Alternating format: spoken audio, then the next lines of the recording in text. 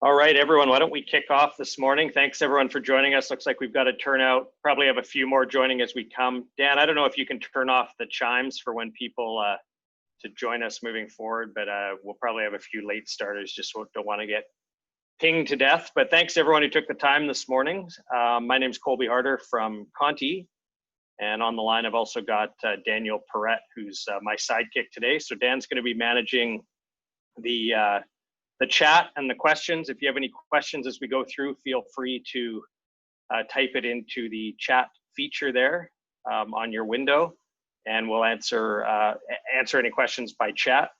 Our promise and our objective here is to get you through a quick webinar on some tips and tricks for better video meetings, and we're going to do that within 20 minutes. So that means I'm going to spend about 10 or 11 minutes going through the content and giving you some of our collected tips and tricks. And then at that point, if you need to leave, you can leave. And for any of you who want to stick around for some dialogue or some questions, we can ideally answer questions through text and chat to Daniel, and he'll read them out. Or we can have some verbal questions if clarification is required. So looks like we got most of our guests on board. So we'll start off here, and we've got about 18 minutes left. So I'm just going to ask a couple of things before we start. Let everyone know that Daniel's going to record the meeting. So Dan, if you can go ahead and hit the record button if you haven't already, this will just allow us to send it out to everyone afterwards. And if I could ask everyone to mute your microphones, it just helps us manage any interruptions as we go through the meeting. And we'll go from there.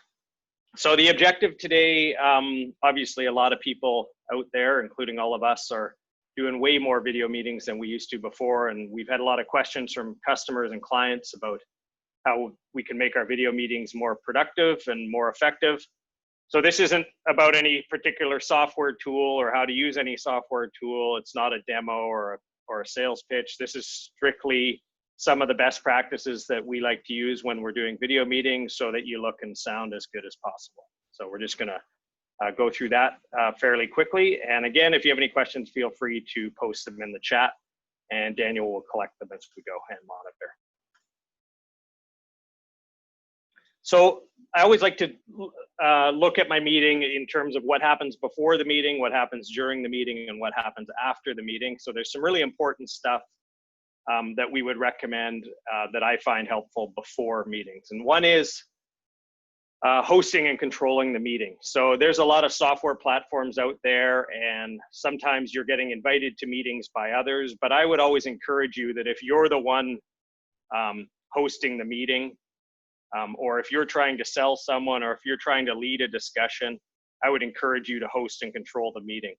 By doing that, you have control over the timing, you're familiar with the software, and you can manage the guests as they come and go. So really important that you host and control the meeting if you want to have a good effect. Right now, I'm doing 6 to 8 video calls a day. So being able to manage that timeline is really important, and it makes the time way more productive for everyone that's involved. I mentioned the number of meetings. I've taken to managing meetings in a 30-minute window. So I book all my meetings now on the hour for 30 minutes. That gives me 30-minute meeting time with someone, followed by 30 minutes of recovery and transition time before the next meeting. That gives me the ability, frankly, nobody wants to sit on an hour-long video call these days or ever. And I think you'll find when you get comfortable with doing your video meetings that you can do a lot more in a lot less time. So they become very efficient. I always encourage people to arrive 5 to 10 minutes early, make sure you have all your stuff organized. Just like if you were hosting clients at your office, you want to make sure that you're here before they get here. If they arrive before you, that's a bit of a problem. A couple of other things to set you up for success beforehand. Very often we'll be doing document sharing. So right now through our Ring Central platform, I'm sharing this PowerPoint presentation. You want to make sure that you have your document sharing ready before your meeting. Nothing's more distracting in these video calls or disheartening for you as the presenter than having to fumble around on your computer to try and find what you want to share with people. I make a habit of having whatever I'm going to share laid out on my desktop so that I can quickly share it or share between multiple items, which makes it really easy. You also want to make sure that you have your background and lighting organized, and we're going to go into that a little bit in more detail, but needless to say, we want to make sure we look good. We want to make sure that we're not having distractions behind us, and we want people to be able to see us properly. And finally, I always make a habit of getting on the call and make sure that I test my camera and my microphone. Almost every software platform, including RingCentral or Zoom or GoToMeeting, has a microphone test feature. You just run it. It asks you to speak quickly. Just make sure that everyone's got that organized before they get online. Nothing worse than getting on a call and people not being able to hear and spending 10 minutes going back and forth over technical issues. So let's talk about what goes on during the meeting, and I've kind of categorized this into 6 items that we can talk about in a little bit more detail. So first is the camera. We'll talk about what we need to do to make our camera look good. We'll talk about our microphone and our headset.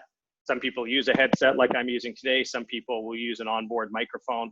Want to make sure everyone understands a little bit about how those microphones work and what the benefits are. We're going to talk about lighting and your camera shot.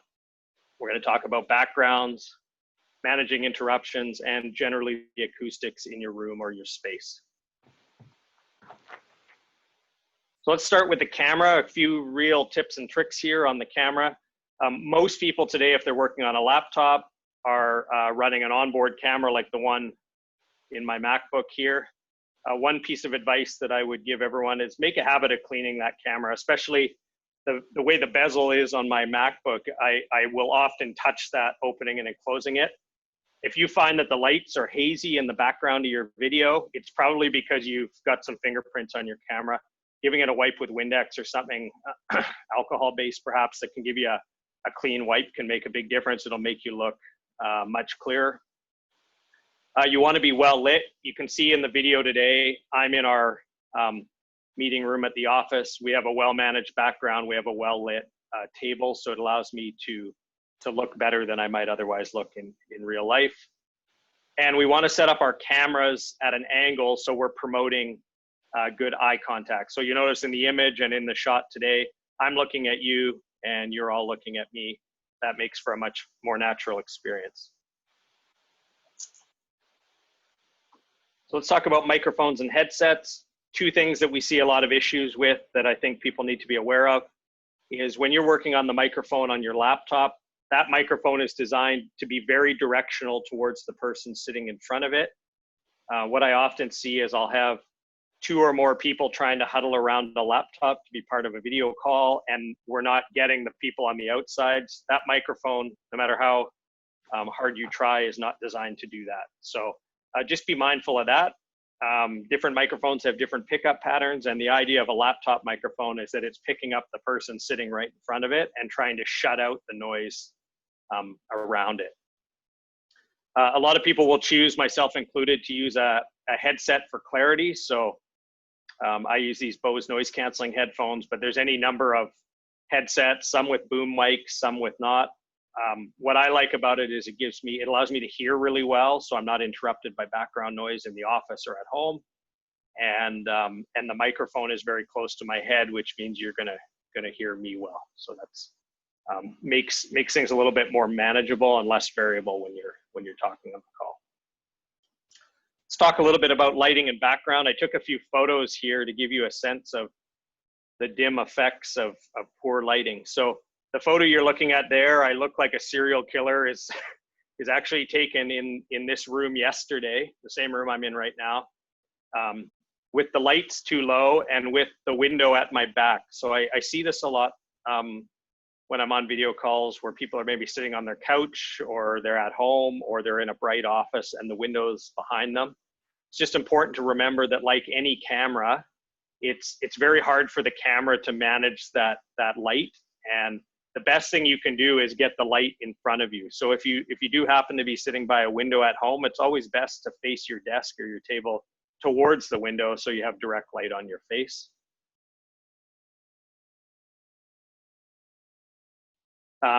Here's the same room without, not having the window behind me, having a clean wall behind me, but the lighting quite low.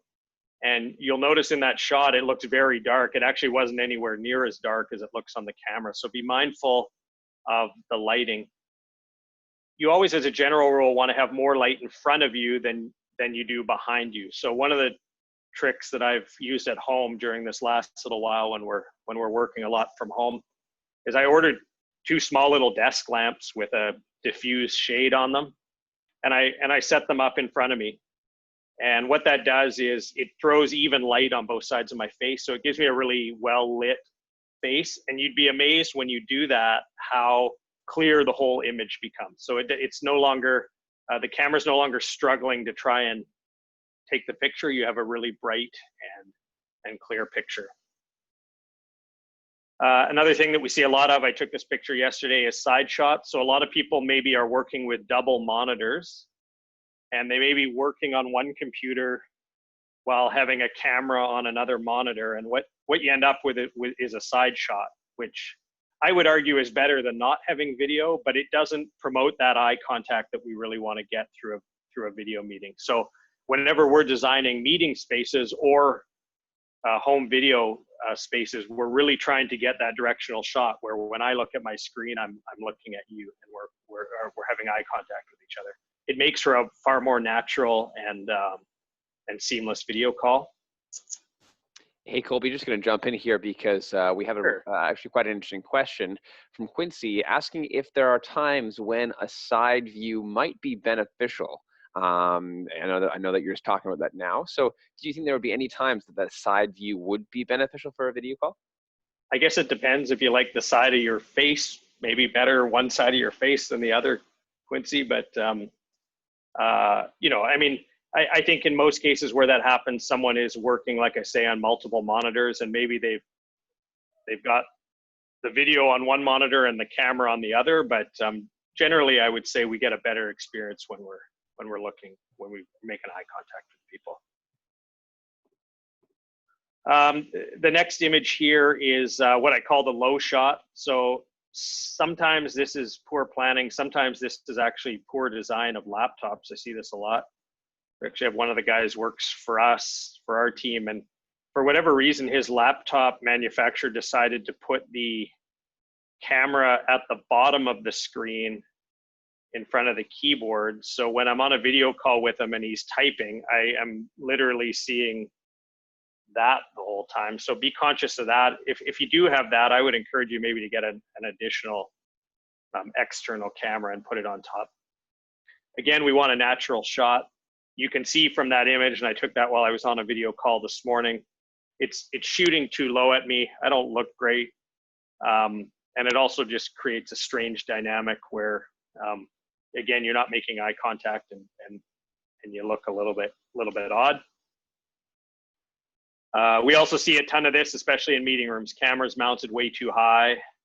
Sometimes people have big monitors on their desk too, and they'll mount the camera way up high. It's really important as best as possible to have that camera very much at eye level. Otherwise you get all sorts of weird shots. So that's a high camera shot of me this morning on another video call. So I'm talking to someone happily on that video call, but it's I did this for demonstration purposes, but it's fair to say that I'm not making eye contact with the person on the other end. So unless they're critiquing my haircut, it doesn't serve much purpose really.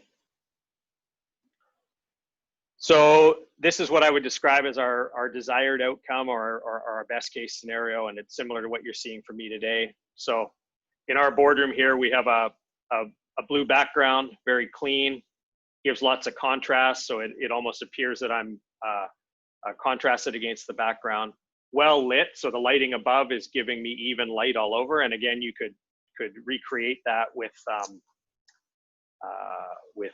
some desk lamps, and really trying to encourage that eye contact.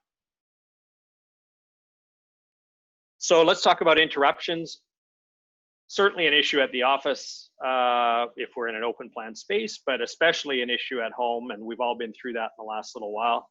Just a couple of tips and tricks for preventing or managing interruptions, especially if you have kids. One is I have a defined spot where I do my video calls from. I always make a habit of closing the door so that people in my house know that the door is closed. I also make a habit of advising them when I'm going on a call or a video call, just so there's no people barging in while I'm in the middle of a call. Everyone expects that a little bit right now because of the circumstance we're in, but it's still, if I'm making an important presentation or dealing with clients, the last thing I need to worry about is being interrupted by others. And I also find using my headset, especially at home, helps because it helps me speak more naturally. I hear the other end well, and it shuts out the noise interruptions from others. Talk a little bit about acoustics, especially on the home front. When you're working in different spaces, you may find yourself in a room that doesn't have the best acoustic properties and maybe has a lot of bounce or echo in the space, which not only can make it hard for the microphone to pick you up, but it can make it hard for you to hear what people are saying.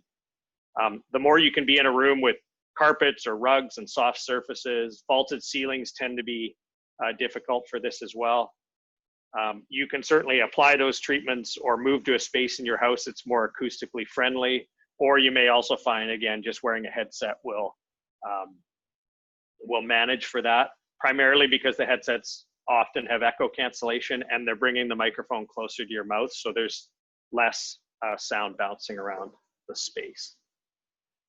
So we've done a meeting, we've had a good meeting, and now we want to do some follow-ups. These are my tips and tricks for every meeting after I follow up. Again, I do a 30-minute call followed by a half hour of rollover time between the next call. So depending on the topic, as is the case today, we will often record the meeting. So we'll talk a little bit about recordings. We want to make sure that I use that time to make and send any notes and follow-ups to my clients, and then refocus myself on my next meeting. So typically what that looks like is I'll finish a meeting, I'll send the client a note, say, thanks for your time, here's what we discussed, here's what we actioned, here's the next meeting we need to schedule if that's required. Here's the attachment of our recording, if that's required, not always required. And then we'll move on from there. Now I clear my mind of that meeting and I refocus on what's coming up next. And I'll normally spend the next 15 minutes kind of getting myself prepared for the next meeting. Again, making sure I have my documentation, all my stuff ready so I can share my screen and do what needs to be done there. Just a little note on recordings there. So a lot of software pieces have the ability to record. They tend to record fairly big file sizes, especially for long meetings, so use them sparingly. I always make a habit of advising guests and participants when we're meeting and asking them if they're okay with it being recorded. Several software platforms will make an announcement when you hit the record button, so be mindful of that if you're secretly trying to record something, or I just find it's better to be upfront with people and tell them, ask them if they're okay with it being recorded. It's also important to just go into your software and know where it's saving that file so you can access it quickly and go from there. I also always give the guest an option to get the recorded file, but don't necessarily send it as an automatic because sometimes it's a fairly big file. Follow-up notes I mentioned before, just a quick summary of what we discussed, what the actions are, next steps, and my refocus time is preparing for the next meeting, and I'll do that 5 or 6 times in a day. And that pretty much wraps the content. We've got 1 minute and 14 seconds left. If anyone needs to go, appreciate your time, and hopefully this was helpful for you. What I will say in closeout here is if you want to post any more questions, we can certainly answer those. We're also using this opportunity, hopefully you found this useful, to help support the local food bank. So Daniel's going to send out a link to the Vancouver Food Bank afterwards, just to share that with you. And we're gonna match donations up to $20 per person. So if you're so inclined, we'll match those donations. So I'll just hand it over to Daniel here to close out on the donation thing, Dan. And then if anyone has any questions, you can also email me.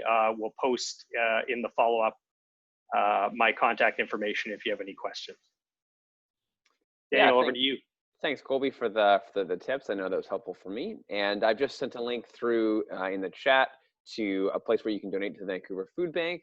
If you would be so kind as, if you're interested in donating, just to send us a screenshot if you do decide to make a donation. That will help us to know what you've given, and we will be happy to match that. So I'll also send that out via email to you after the meeting. That way you have it. And yeah, anytime in the next 48 hours, if you want to make that donation, we'll be happy to match it. So on behalf of the team at Conti, thanks so much for joining, and have a wonderful rest of the day.